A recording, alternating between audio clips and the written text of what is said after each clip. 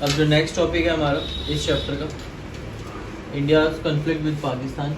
India और पाकिस्तान के बीच में क्या कॉन्फ्लिक्ट है? सबसे बड़ा तो किसके ऊपर है? कश्मीर। सबसे बड़ा किसके ऊपर कॉन्फ्लिक्ट है? ठीक है। पार्टीशन के बाद कॉन्फ्लिक्ट स्टार्ट हुआ। पाकिस्तान गवर्नमेंट क्लेम करती है कश्मीर को, और जब वो क्लेम करती है तो वहाँ पर उसने थोड़ा कब्जा भी करा हुआ। पूरे कश्मीर को क्लेम करती है, थोड़े कश्मीर पे कब्जा किया हुआ, जिसको हम कहते हैं पाक ऑक्युपाइड कश्मीर, POK। ठीक है, वो उसी के अंडर है कश्मीर का थोड़ा सा हिस्सा। नेक्स्ट वार हुई थी 1947 और 1948, ये स्टार्टिंग में हुई थी कश्मीर में। ठीक है, कश्मीर को कब्जा करने के लिए पाकिस्तान आर्मी आ चुकी थी श्रीनगर तक, और 65 में भी हुई थी। तो ये वॉर दोनों का जो एंड रिजल्ट निकला था वो कुछ नहीं निकला था, वो उसमें ना डिस्प्यूट सेटल नहीं हो पाया था। डिस्प्यूट क्या है? कश्मीर का इशू है ना, सेटल ही नहीं हो पाया, फायदा क्या? 1947 war resulted into division of province of Kashmir into Pakistan occupied Kashmir. Province को उसने डिवाइड कर दिया। एक प्रोविंस क्या बना? पाकिस्तान ऑक्युपाइड कश्मीर। दूसरा Indian province of Jammu and Kashmir, divided by LoC. ठीक है। Next 1971 India won war but dispute remain unset. कौन सी वॉर थी ये? 71 वाली, बांग्लादेश। ठीक है, बांग्लादेश की जीत ली थी वॉर, और लेकिन फिर भी डिस्प्यूट हो सकता था, कर सकते थे, एग्रीमेंट बनवा लेते या साइन करवा लेते, ट्रीटी साइन करवा लेते, लेकिन इंडिया ने ऐसा कुछ करा नहीं। Other conflicts, control of Siachen glacier. Siachen glacier किसके पास है? इंडिया के पास। और acquisition of arms. Acquisition of arms, arms race लगती है इनमें, जैसे यूएस और यूएसएसआर का है। फिर भी हम आगे है। अब वो तो न्यूक्लियर क्या पाकिस्तान कहता है उसके पास ज़्यादा है, पता नहीं कहता है क्या क्या करेगा। एक बार बताओ ना, जब काम ही 2 या 3 न्यूक्लियर बॉम्ब में हो जाएगा तो तुम 200 रख के करोगे क्या? इतना ज़्यादा भी नहीं हो, एक न्यूक्लियर बम तो है पूरा पाकिस्तान। एक भी मतलब एक के बाद थोड़ा सा बचेगा, वो बचना ना बचने का है। ठीक है, तो ये है both states acquiring nuclear weapons and missiles to deliver such arms against each other in 1990s। ठीक है, तो दोनों न्यूक्लियर वेपन रखते हैं एक दूसरे के अगेंस्ट में, ये सब है। 1998 में क्या हुआ? India conducted nuclear explosion in Pakistan, और ठीक थोड़े दिन बाद ही Pakistan responded by carrying out nuclear test in Chagai hills. Chagai hills में पाकिस्तान ने किया था। और India blame Pakistan over LoC violence. अब इंडिया पाकिस्तान को ब्लेम करता है कि कश्मीर में जो भी वायलेंस हो रहा है वो पाकिस्तान की वजह से हो रहा है। मिलिटेंट्स को आर्म्स, मनी, ट्रेनिंग, टेररिस्ट की जो भी ट्रेनिंग हो रही है वो सारी पाकिस्तान करता है, तो इंडिया पाकिस्तान के ऊपर ये ब्लेम करता है। Also Pakistan added pro Khalistani militants with arms and ammunition during 1985। तो 1985 में प्रो खालिस्तानी मूवमेंट स्टार्ट हुआ था, जो ऑपरेशन ब्लू स्टार वगैरह शुरू हुआ था। तो ये आगे हम चैप्टर में पढ़ेंगे, इंदिरा गांधी के समय में हुआ था। तो उसका भी सपोर्ट पाकिस्तान ने किया था। मिलिटेंट्स होते हैं वो टेररिस्ट ऑर्गेनाइजेशन होती है विद इन द कंट्री, उनको मिलिटेंट्स बोल देते हैं। और पाकिस्तान आर्मी की एक स्पाई एजेंसी है ISI, inter service intelligence, anti India campaign in north east through Bangladesh and Nepal. अब पाकिस्तान एंटी इंडिया कैंपेन भी चलाता है बांग्लादेश के थ्रू और नेपाल के थ्रू, क्योंकि रास्ता वही है उसके लिए और इजी टू गो है। तो अपने बंदे भेजता है बंगाल में, बांग्लादेश में या नेपाल में। अब रिवर्स का प्रॉब्लम है इंडिया पाकिस्तान के बीच में, इंडस बेसिन, इंडस रिवर जो है, ठीक है। और एक तरह से इनका जो प्रॉब्लम था वो वर्ल्ड बैंक ने रिजॉल्व कराया था और ट्रीटी साइन कराई थी, इंडस वाटर ट्रीटी 1960 में, ठीक है। किसने रिजॉल्व कराया था? World bank. Water river sharing के ऊपर ट्रीटी थी, कौन कितना रिवर वाटर शेयर करेगा। मतलब पाकिस्तान में मिलना चाहिए। हाँ, तो ये ट्रीटी थी, ठीक है। Dispute over control of sea resources in the area of adjoining Sir Creek and not agreement.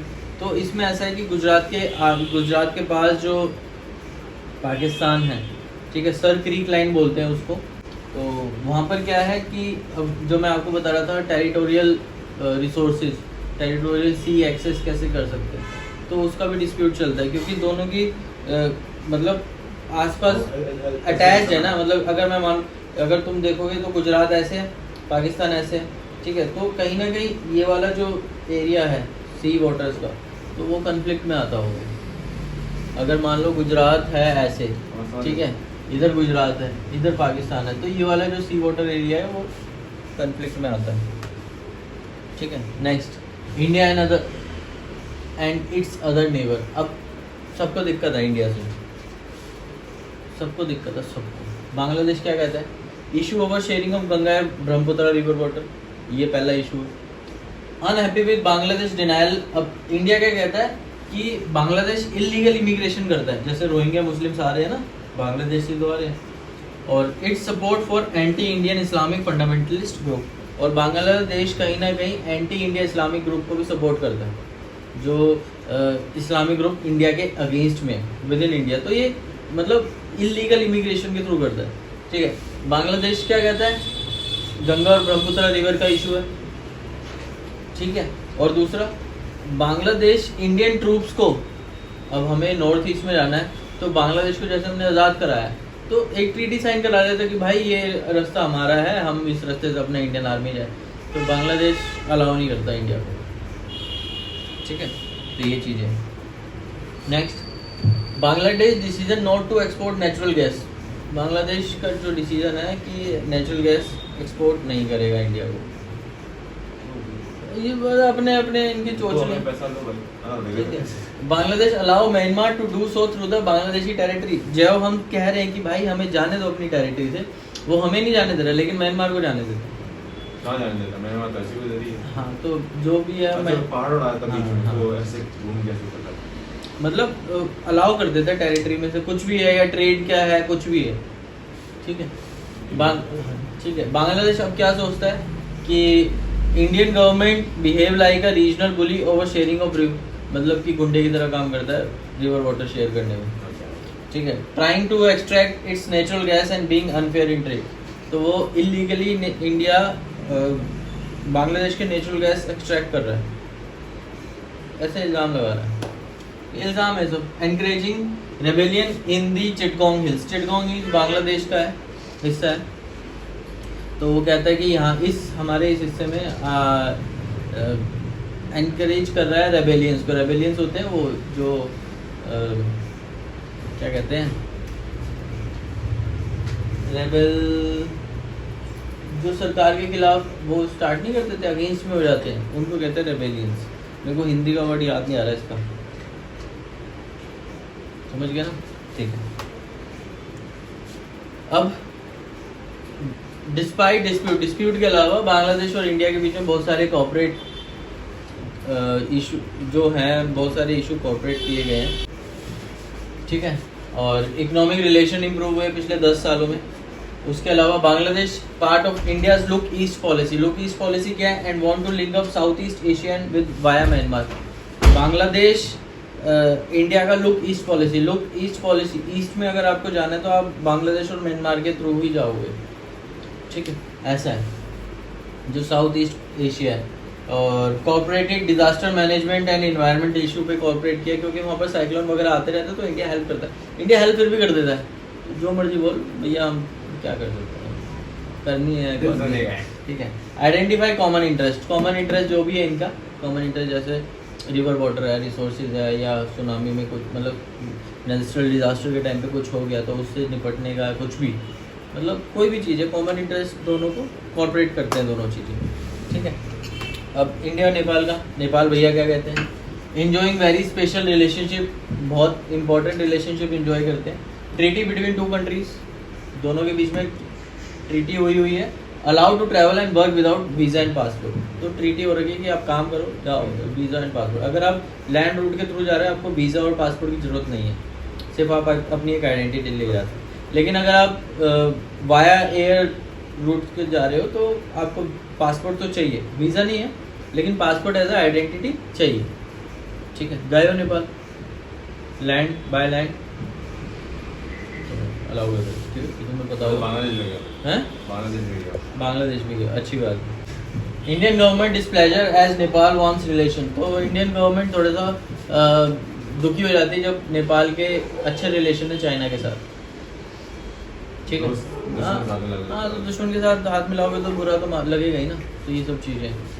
उसके अलावा Maoist movement in Nepal rise in the Naxal group in the Bihar.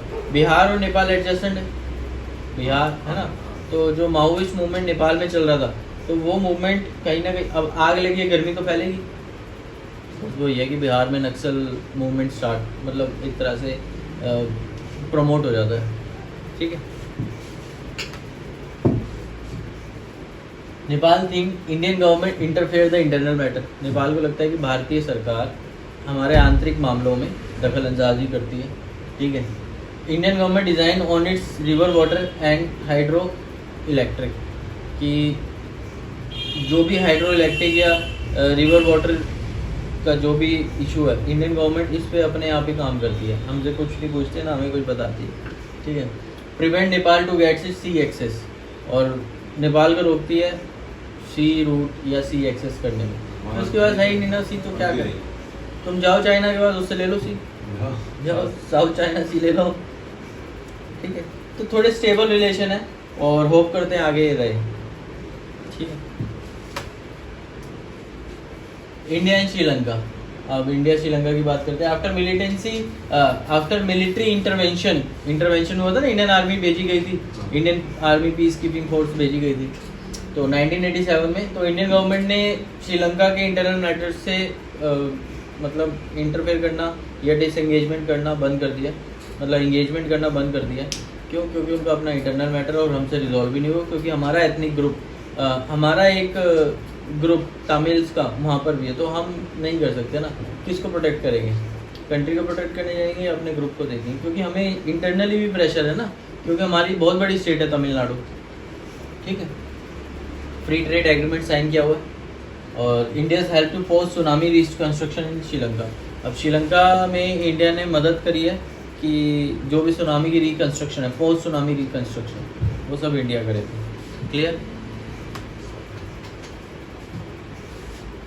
India का रिलेशनशिप भूटान से बहुत अच्छा है।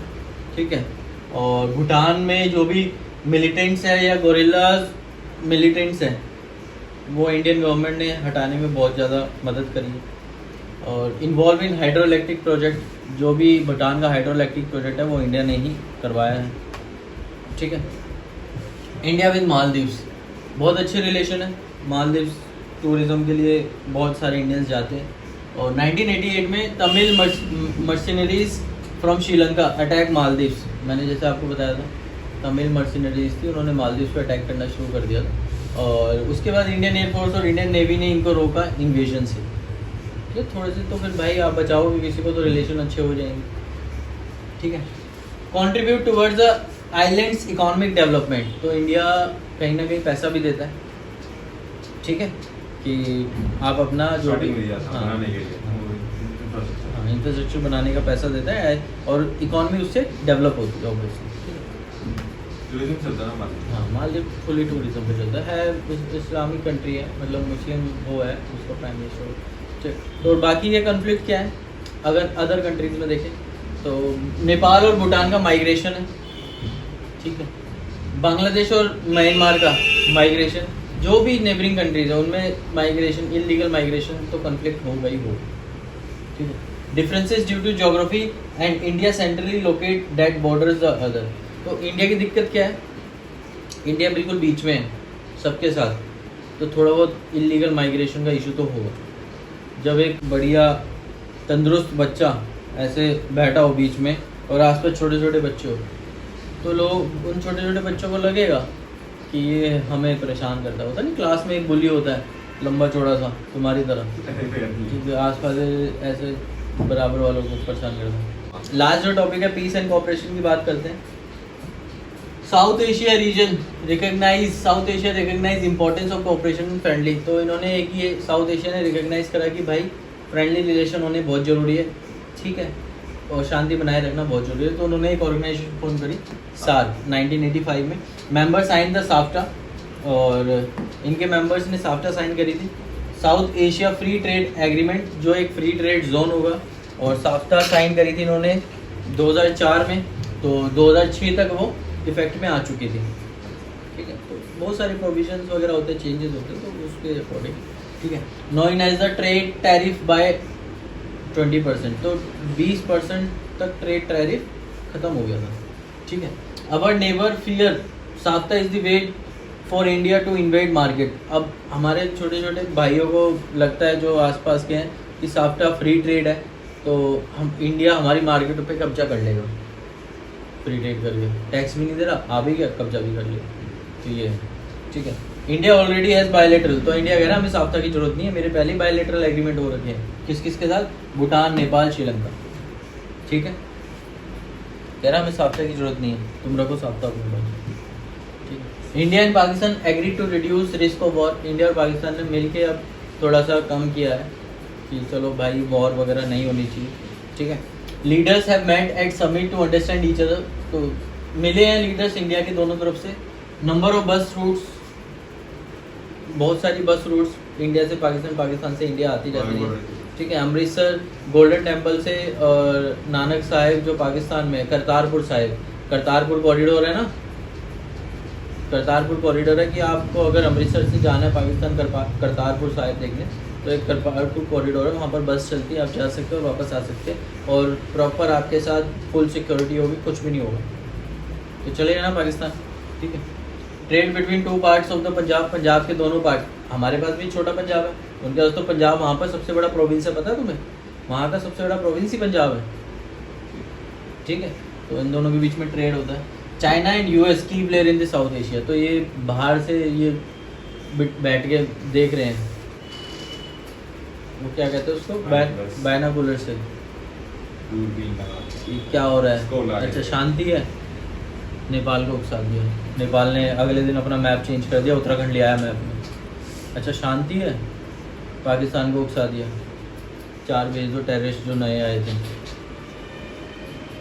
अच्छा, शांति है, रोहिंग्या को भेज दो बांग्लादेश, ये सब करते हैं, पैसा सब यहीं पर पैसे का खेल है, ठीक है। सीनो इंडिया रिलेशन, चाइना की बात करते हैं, but China's relation with Pakistan remain irritant.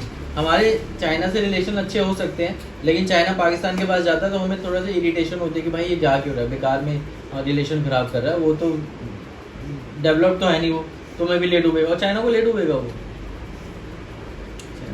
ठीक है। तो इकोनॉमिक टाइज है 1991 के बाद, जो अभी बहुत तेज़ी से मल्टीप्लाई हो रहे हैं, मतलब हमारे होते रहते हैं, ऐसा नहीं है कि चाइना बिल्कुल ही, हमने मार्केट है पूरी, इंडिया की मार्केट है, चाइना की मार्केट है।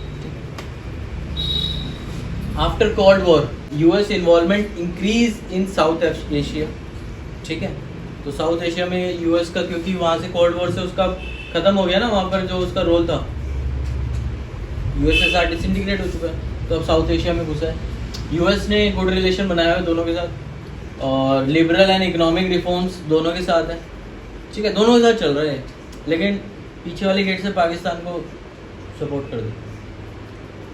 लास्ट डायस्पोरा है हमारा यूएस में। डायस्पोरा क्या होता है, हमारे लोग वहाँ पर रह रहे हैं, ठीक है, और एक तरह से हाउएवर प्रोन का मतलब होता है रहता ही रहता है, कन्फ्लिक्ट यहाँ पर रहता ही रहता है, कन्फ्लिक्ट प्रोन जोन है प्रॉपर, ठीक है। तो ये है, तो आप कुछ कर लो, साउथ एशिया में कन्फ्लिक्ट होगा ही होगा, क्लियर। और चैप्टर एंड से चैप्टर ख़त्म हो जाता है। Thank you for watching my video, have a nice day, bye.